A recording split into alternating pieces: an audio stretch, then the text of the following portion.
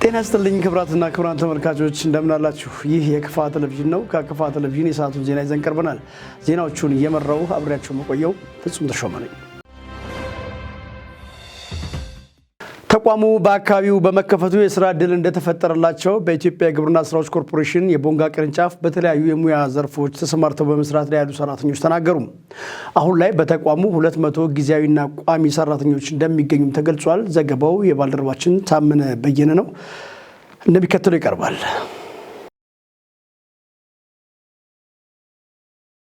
በኢትዮጵያ ግብርና ስራዎች ኮርፖሬሽን የቦንጋው ቅርንጫፍ ተመርቆ የዘር ብዜትና መሰል ስራዎችን በይፋ የጀመረው የካቲት 28 2017 ዓ.ም ነው። በዚህ ሁለት ወራት ቆይታው ኮርፖሬሽኑ በ6 ሰብሎች 16 አይነት ዘሮችን እያዘጋጀ መሆኑን የተቋሙ መረጃዎች ያመለክታሉ። በኮርፖሬሽኑ የቦንጋው ቅርንጫፍ ዋና ስራ አስኪያጅ አቶ አስረስ አስፋው እንደተናገሩት ተቋሙ ከተቋቋመለት ዓላማ አንጻር የሚጠበቅበትን እያከናወነ ስለመሆኑ አንስተዋል። የግብርና ስራዎች ኮርፖሬሽን በ2008 በመንግስት ልማት ድርጅት ደረጃ በፌዴሬሽን በሚኒስትሮች ምክር ቤት የተቋቋመ ነው። ከዚህ በፊት ወደ 4 ዘርፎች ለየብቻ ነበሩ። የእርሻ መሳሪያዎች እና ሜካናይዜሽን የሚባል፣ የኢትዮጵያ ግብርና ግብዓት አቅርቦት የሚል፣ የኢትዮጵያ ምርጥ ዘር እንዲሁም ኢትዮጵያ የዕጣንና ሙጫ የሚል እነዚህ ተለያይተው በራሳቸው የሚኖሩትን ቅድም እንዳልኩ መንግስት ወደ አንድ አገልግሎት እንዲመጣ በአንድ ተቋም እንዲመራ በመንግስት ወደዚህ ወደ ኮርፖሬሽን የተጠቃለሉ ናቸው። እነዚህ ከተጠቃለሉ በኋላ በርካታ አገልግሎትን እንደ ሀገር እየሰጡ ነው አሉት። ዘር የማባዛት ስራን በተተከሉ 13 ማማዎች እየተከናወነ መሆኑን ስራ አስኪያጁ ገልጸዋል። ከዚህም ባሻገር ለበርካቶች የስራ ዕድል መፈጠሩን አንስተዋል። እዚህን እንግዲህ የምንሰራው ቅድም አይታችሁ ከሆነ ጥሬ ዘሩ መጥቶ ይገባል። ከዚህ ወደ ታች ይገባል ወደ ማበጠሪያ ስታዩ እንግዲህ ስንት ጉዳጉድ እያወጣ ነው። ዘር ሂዶ መጨረሻ ለሚያጣራው 13 ኢሊቬተሮች አሉ የቆሙ ማለት ነው። በ13ቱ ኢሊቬተሮች የተጣራ ዘር ነው መጨረሻ ላይ ሂዶ የሚወጣ ማለት ነው። ይሄን የሚያበጥረው የሚያጸዳው ይሄን በትክክል አጣርቶ የሚያይ ኮምፒውተር ክሌሩን ሶርት የሚያደርግ ማለት ነው። በቀለም በመጠን ሶርት የሚያደርግ ኮምፒውተር ያለው በሀገር ደረጃ በጣም ዘመናዊ የሚባል የዘር ማበጠሪያ ማሽን ነው ቦንጋ ላይ የተተከለው። ይሄ ኢትዮጵያ ግብርና ስራዎች የመጀመሪያው ማለት ነው። ወደ 7 ማበጠሪያ አለን በተለያዩ ክልሎች።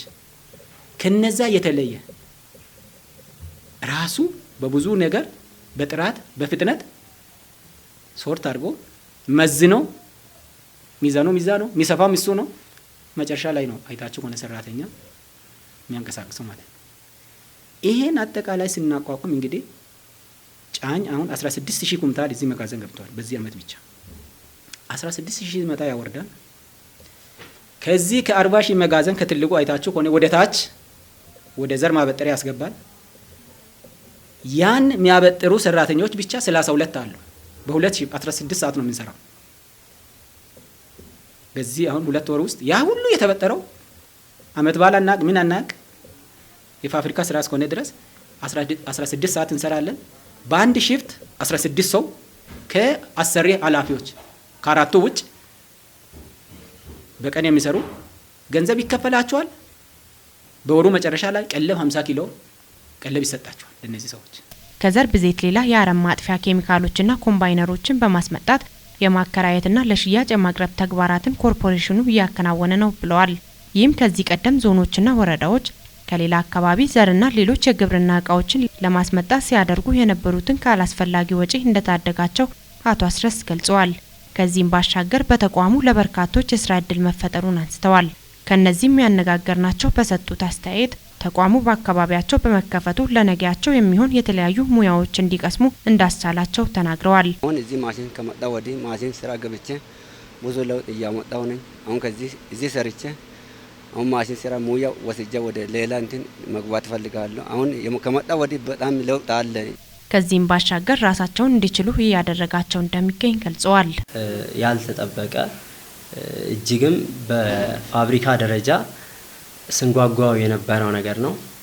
አብዛኛው የስራ እድል ተጠቃሚ ያልሆነበት አካባቢ ነው። ብዙ ወጣቶች አሉ፣ ብዙ አቅም ያላቸው ወጣቶች አሉ፣ የስራ እድል እንዲፈጠርላቸው የሚፈልጉ ወጣቶች አሉ።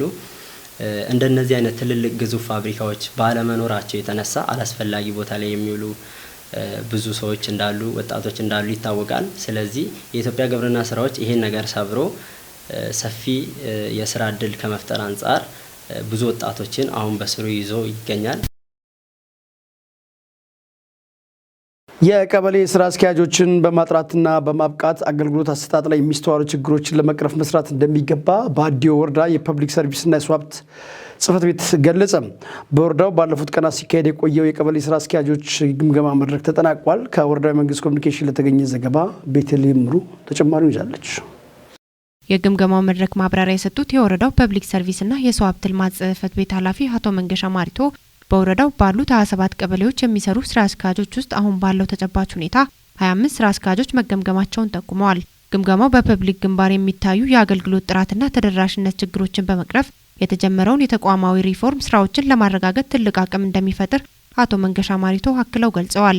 የወረዳው ምክትል አቶ ገረመው ገብሬ እንደተናገሩት ከስራ አሰራር ውጪ ስህተት ውስጥ የገቡ የቀበሌ ስራ አስኪያጆች ከስህተታቸው መታረም እንዳለባቸው እንዲሁም ከስህተታቸው የማይታረሙትን ወደ ህግ የማቅረብ ስራ የተጀመረ መሆኑን ተናግረዋል። በዚህም በርካታ ዘመናት ቀበሌዎች ሲሰሩ የቆዩ ነገር ግን በአሁኑ ሰዓት ወቅቱ የሚፈልገውን ውጤት ማስመዝገብና ማሟላት ያልቻሉ ላይ አሰራር ስርዓትን በጠበቀ መልኩ ተመጣጣኝ እርምጃ እንደሚወሰድባቸው ጠቁመዋል። ለህገወጥ ሰዎች ዝውውር ምክንያት በመሆን እድሜያቸው 18 ዓመት ላልደረሱ ህጻናት መታወቂያ በመስጠት አምራች ኃይሉ ከአካባቢው እንዲኮበልል የሚያደርጉ ቀበሌዎች ከድርጊታቸው እንዲቆጠቡ አሳስበዋል። የወረዳው ብልጽግና ፓርቲ ቅርንጫፍ ጽሕፈት ቤት ኃላፊና የመንግስት ዋና ተጠሪ የሆኑት አቶ አስራት አደመ እንደገለጹት የአገልግሎት አሰጣጥ ቀልጣፋና ውጤታማ በማድረግ ተልዕኳቸውን በተገቢው እንዲወጡና የሚታዩ የእውቀትና የክህሎት ክፍተቶችን በመሙላት የመልካም አስተዳደር እቅድ አፈጻጸም ውጤታማ በማድረግ የዜጎችን እርካታ ለማረጋገጥ የሚያስችል መድረክ ነው ተብሏል። የቀበሌ ስራ አስኪያጆች የተሰጣቸውን የሙያ ስነ ምግባርን ጠብቀው ከመስራት ባለፈ የህዝቡ ቅሬታ ምንጭ የሆኑ የመልካም አስተዳደር እንዲሁም የተቋማዊ ሪፎርም ስራዎችን ለማሻገር ያላቸውን እውቀትና ክህሎትን በመደመር እሳቤ ተጨባጭ ለውጥ ሊያስመዘግቡ እንደሚገባቸው አሳስበዋል። የመንግስት መሬት ወረራና የደን መጨፍጨፍ እንዲሁም የይዞታ ማስፋፋት ዘመቻ ሲኖር ለህገ ወጦች ሽፋን በመስጠት የድርጊቱ ተዋናይ በመሆን ለሚመለከታቸው አካላት መረጃ ለማድረስ ችግሮች የተስተዋሉ መሆኑን ነው ምክትል አስተዳዳሪው የገለጹት። በቀበሌው ተመድበው እየሰሩ ያሉ መንግስት ሰራተኞች ተገቢ የሆነና ቀልጣፋ ተደራሽ አገልግሎት ለህብረተሰቡ እንዲሰጡ ጥብቅ የሆነ ክትትልና ቁጥጥር እንዲያደርጉ የስራ አስኪያጆች ሚና ከፍተኛ መሆኑን አብራርተዋል። አስተዳዳሪው በግምገማ ወቅት የታዩ ጉድለቶች ፈጥኖ መስተካከል እንዳለባቸውና ቀጣይ የቀሪ ወራት ተግባራት ማስፈጸሚያ አቅጣጫ በማስቀመጥ የዕለቱ ውይይት አጠናቀዋል። የትምህርት ለትውልድ ንቅናቄ ከተጀመረ ወዲህ የትምህርት ቤቶች መሰረተ ልማት ችግር እየተቀረፈ መምጣቱን በቢጣ ወረዳ ትምህርት ጽሕፈት ቤት አስታወቀም።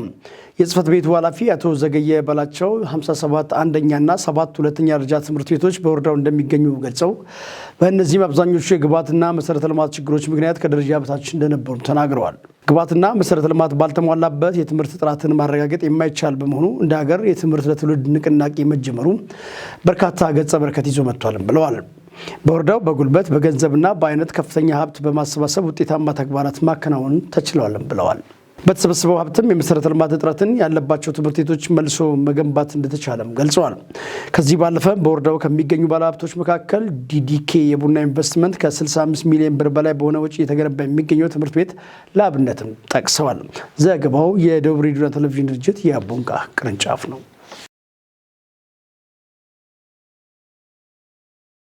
ለማህበረሰቡ ተአማኒ ቀልጣፋና ፈጣን እንዲሁም ፍትህን መሰረት ያደረገ የፍርድ አገልግሎት ተደራሽ ለማድረግ የተጀመረውን የለውጥ ስራ አጠናክሮ መቀጠል እንደሚገባ የጊምቦ ወረዳ ፍርድ ቤት አስታወቀም።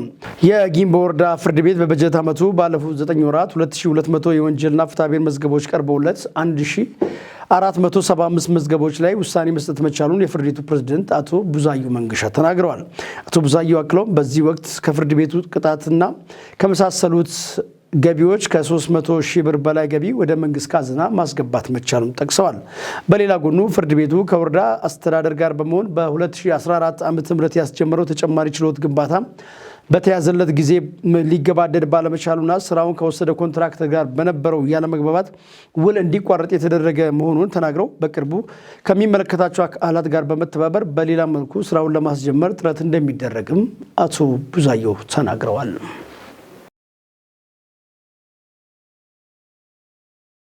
የፖለቲካ ፓርቲዎች ለሀገር ጥቅም መሳካት የተቀናጀ ርብርብ ሊያደርጉ እንደሚገባ የፖለቲካ ፓርቲዎች የጋራ ምክር ቤት ሰብሳቢ አቶ ሰለሞን አየለ ተናገሩ። ነጻነትና እኩልነት ፓርቲ ጠንካራ ፓርቲ፣ ጠንካራ መንግስትና ጠንካራ ሀገር በሚል መሪ ሀሳብ ሁለተኛ መደበኛ ጠቅላላ ጉባኤውን በአድዋ ድል መታሰቢያ አካሂዷል። ከኢትዮጵያ ዜና አገልግሎት ለተገኘ ዘገባ ምህረት ማሞ። የፖለቲካ ፓርቲ የጋራ ምክር ቤት ሰብሳቢ የሆኑት አቶ ሰለሞን አየለ በዚህ ወቅት እንዳሉት ፓርቲዎች በተለያዩ ጊዜያት የዜጎች ማህበራዊ፣ ኢኮኖሚያዊና ፖለቲካዊ ተጠቃሚነት እንዲጎላ አዎንታዊ አስተዋጽኦ እያበረከተ ዘልቋልን ብሏል። ፓርቲዎች በእኩልነት በፍትህና የአንድነት እሴቶችን ጠብቀው ዘላቂ እድገት እንዲያመጣ የማይተካ ሚና መጫወታቸውን ገልጸው ይህ ሚና ቀጣይነት እንዲኖረው በትብብር ሊሰራ እንደሚገባም አመላክተዋል። ፓርቲው በሁለተኛ መደበኛ ጉባኤ ለሀገር የሚያበረክተውን አስተዋጽኦ በይበልጥ የሚያሳድግበት ውሳኔዎች እንደሚተላለፉበት እምነቴ የጸና ነው ሲሉም ተናግሯል። የነጻነትና የእኩልነት ፓርቲ ሊቀመንበር ዶክተር አብዱልቃድር አደም በዚህ ወቅት እንደገለጹት ፓርቲው ከምስረታ ጀምሮ ለኢትዮጵያ ዘላቂ ሰላም፣ ሰላማዊ የፖለቲካ ባህል እንዲገነባ የድርሻውን እየተወጣ ነው ሲሉም ተናግሯል። በሰላማዊ የፖለቲካ ትግል ልዩነት እንደሚፈታ የገለጹት ሊቀመንበሩ ለዚህም ከባለድርሻ አካላት ጋር በቅንጅት እየሰራ መሆኑንም ጠቅሷል።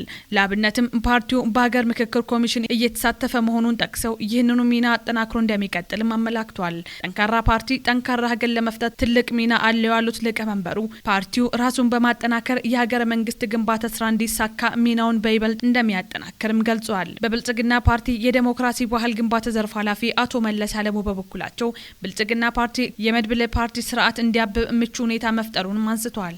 ፓርቲዎች በሀገራዊ ጉዳይ ላይ በጋራ የሚሰሩበት አውድ መፈጠሩን ጠቅሰው በኢትዮጵያ ጠንካራ የዴሞክራሲ ስርዓት ግንባታን እውን ለማድረግ ፓርቲው ከሁሉም አካላት ጋር ትብብሩን ለማጠናከር ቁርጠኛ ነው ብሏል። የትግራይ ዴሞክራሲ ፓርቲ ሊቀመንበር ዶክተር አረጋዊ በርሄ በበኩላቸው አድዋ ላይ የውጭ ወራሪ ድል የነሳነውን የታላቁ ህዳሴ ግድብን ያሳካነው አንድ ስለሆንን ነው ብሏል። በጋራ ከሰራን የትኛውንም ችግር መሻገር እንችላለን። በቅንጅት መስራት አገራዊ ልማችንን ለማሳካት መረባረብ ከኛ ይጠበቃል ሲሉም ተናግሯል። የቦሮ ዴሞክራሲያዊ ፓርቲ ሊቀመንበር ዶክተር መብራቱ አለሙ በበኩላቸው ለዘላቂ ሰላም ግንባታ የነጻነትና እኩልነት ፓርቲ ለሌሎች ፓርቲዎች አርአያ የሚሆን ነው ብሏል። የእናት ፓርቲ ፕሬዝዳንት ዶክተር ሰይፌ ስላሴ ያለው የሀገራችንን ሰላም ለማጽናት ሁላችንም በኃላፊነት ተባብረን ልንሰራ ይገባልን ብሏል። ፓርቲው በሁለተኛ መደበኛ ጠቅላላ ጉባኤ ዶክተር አብዱልቃድር አደምን በድጋሚ ሊቀመንበር አድርጎ መርጧል።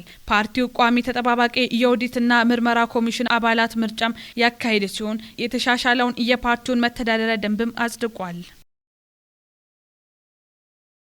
የዘመኑን አርበኝነት እውን ለማድረግ ራስን ለመቻል በሚደረጉ የልማት ስራዎች መትጋት ከሁሉም ዜጎች ይጠበቃል ሲል የኢፌዴሪ የመንግስት ኮሚኒኬሽን አገልግሎት ገለጸም። ተተኪ አርበኞችን ለማፍራትና ኢትዮጵያ ነጻነትና ሉዓላዊነት ተጠብቆ እንዲቀጥል ለማድረግ የፋሺስት ጣሊያን 5 ዓመት ወረራና ጭፍጨፋ በውድ ልጆቿ ተጋድሎ የተቋጨበት ሚያዝያ 27 ቀን 1933 ዓ.ም መነሻ በማድረግ ቀኑ በድል በዓልነት ይከበራል ብሏል። ከክልሉ መንግስት ኮሚኒኬሽን ቢሮ ለተገኘ ዘገባም አንተነህ ፍቃዱ።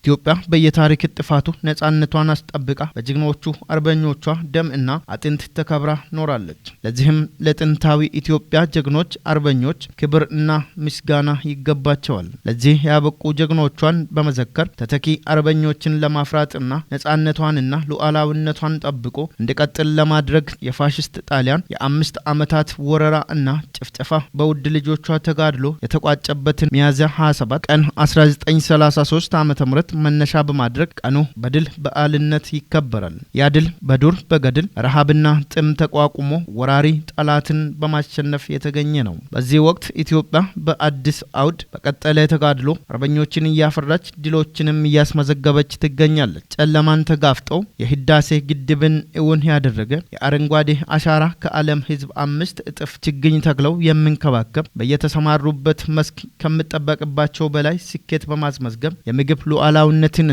የኢትዮጵያን ብልጽግና የሚያረጋግጡ የከተሞቿን ገጽታ እና ዘመናዊነትን የሚያሻሽሉ አርበኞች በዘመናችን እያፈራች ትገኛለች። ቀደምቶቻችን በደምና አጥንት የተከሉት አርበኝነት በዚህ ዘመን በላብ እና በእውቀት ወደ ላቀ ደረጃ እየተሸጋገረ ነው። የግዛት አንድነትንና ሉዓላዊነትን በመጠበቅ ረገድ ዛሬም እንደ ትናንቱ ኢትዮጵያ ጀግኖች አሏት። በምድር በአየር በባህር እና በሳይበር ግንባሮች 24 ሰዓታት በንቃት ኢትዮጵያን የሚጠብቁ ኢትዮጵያውያን ሞልተዋል። ኢትዮጵያ ያላትን ጸጋ በመግለጽና በላቀ ደረጃ ጥቅም ላይ በማዋል ብልጽግናዋን ለማረጋገጥ የሚተጉ የሌላ ግንባር ጀግኖችንም ፈጥራለች። የራሱን ወንዝ በራሱ ገንዘብ እና ጥረት በርካታ አሻጥሮችንና መሰናክሎችን ተሻግሮ የህዳሴ ግድብን ለስኬት ያበቃ ትውልድ በሙሉ አርበኛ ነው። ኢትዮጵያ ያላትን የምታርስ መሬት ጦም ሳያሳድር ተገቢውን ግብአትና ቴክኖሎጂ ተጠቅሞ በጋ ከክረምት በማምረት የምግብ ሉዓላዊነትን የሚያረጋግጠው የእንስሳት እርባታ ላይ አትኩሮ በመስራት የተሻሻሉ ዝርያዎችን በመጠቀም የኢትዮጵያን የስጋ እና ወተት እንዲሁም የአትክልትና ፍራፍሬ ፍላጎትን ለማሟላት የሚተጋው አርሶ አደርና አርብቶ አደር አርበኛ ነው። በተለያዩ ኢንቨስትመንት መስኮች ኢንቨስትመንት ያደረገው በኢንቨስትመንቱ በሀገር ውስጥ ያመረተውን ውጤት ለዜጎች የሚሸጠውና ለዓለም ገበያ ተወዳዳሪ ምርቶችን በማቅረብ የውጭ ምንዛሬ የሚያስገኘው ባለሀብትና ሰራተኛ አርበኛ ነው። የኢትዮጵያን የተፈጥሮ ጸጋዎች የከርሰ ምድር እና የገጸ ምድር ሀብቶች በመለየት ወደ ተጨባጭ ሀብትነት መቀየር አርበኝነት ነው። ከተሞች የስልጣኔ ማዕከል እንደመሆናቸው በመሰረተ ልማት ዝርጋታ፣ በአገልግሎት አሰጣጥ፣ በጽዱነት ለሌሎች አብነት እንዲሆኑ ማድረግ መቻል አርበኝነት ነው። ኢትዮጵያ የትናንቷን አርበኞች በምትዘክረው ልክ የዛሬና የነገ አርበኞቿንም ለመዘከር ቃል ትገባለች። የአባቶቻችን የአርበኝነት መስዋዕትነት ዋጋ የምንከፍለው የትናንት ድላቸውን በማስታወስ ብቻ ሳይሆን ዛሬ ቀና ብሎ ቢያዩን እንኳንም ዋጋ ከፈልን እንድሉ ማድረግ ስንችል ነው። ይህን እውን ለማድረግ ደግሞ የዘመኑን አርበኝነት ትግል ማሳካት ይገባናል። የዘመኑ አርበኝነት በዋነኝነት ድህነትን ማሸነፍ፣ ራስን መቻል እና የዲጂታል ሉዓላዊነትን ማረጋገጥ ናቸው። ክቡራትና ክቡራን ተመልካቾች ለሰዓቱ ከክፋት ቴሌቪዥን ያዘጋጀናቸው ዜናዎች ቀደም ሲል የተከታተላችኋቸውን ይመስሉ ነበር። ዜናዎቹን እየመራው ብሬያችሁ ቆየሁት። ፍጹም ተሾመ ነኝ። ሰላም።